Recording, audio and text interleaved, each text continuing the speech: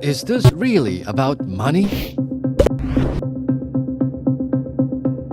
In 2013, according to the media outlet Vera Files, during the ASEAN Regional Forum held in Brunei, China expressed concerns about the prolonged presence of a Philippine warship, citing mechanical issues. The then Philippine Foreign Secretary Rosario attributed the ship's extended stay to financial constraints.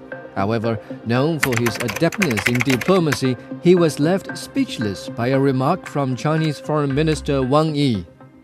Due to the silence of the Philippine side, the issue of the grounded ship at Ren'ai-Jiao has remained unresolved to this day.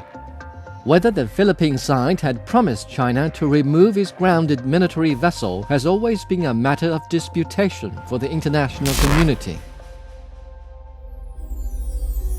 Since the establishment of the People's Republic of China, China's territorial sovereignty over the Nansha Qundao has remained unchallenged.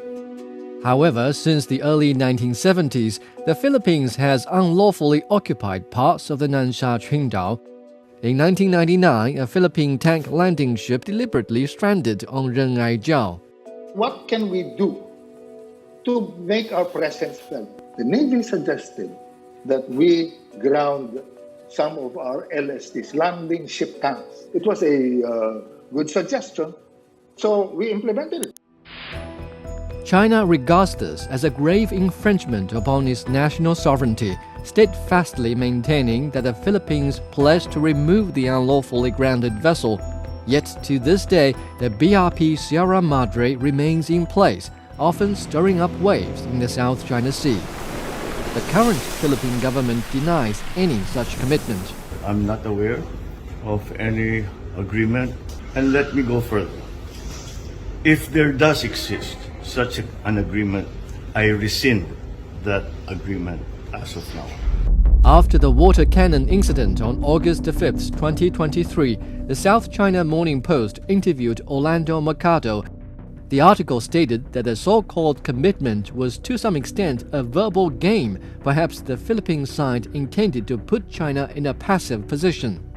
During the same period, Rigoberto Tiglao, former spokesperson for the Philippine government, published articles in both the Manila Times and his eponymous blog.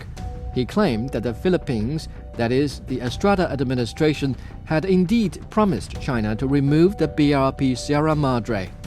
He attached a secret memorandum from 2013 written by then Foreign Secretary Albert del Rosario to President Aquino,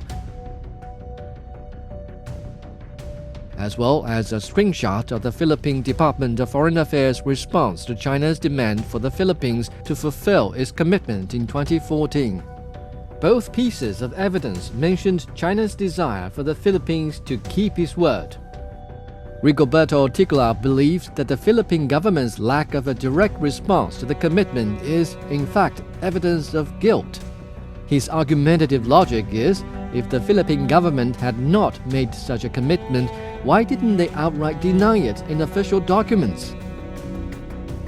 On one hand, there is the dilapidated state of the BRP Sierra Madre, while on the other hand, there is the denial of the commitment to remove the vessel.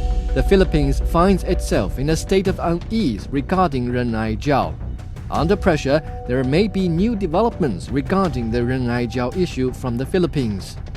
In response to the enigmatic stance of the Philippines on the Ren'ai-Jiao issue, a spokesperson from the Chinese Ministry of Foreign Affairs stated, 近期海上事态的起因是菲律宾频繁在南海采取侵权挑衅行动，侵犯中方的领土主权和海洋权益。中方依法采取必要措施捍卫自身主权和权益，不存在所谓中方骚扰菲方船只的情况。In 2024, the dispute over the commitment may continue, and the BRP Sierra Madre will continue to be a focal point of international attention.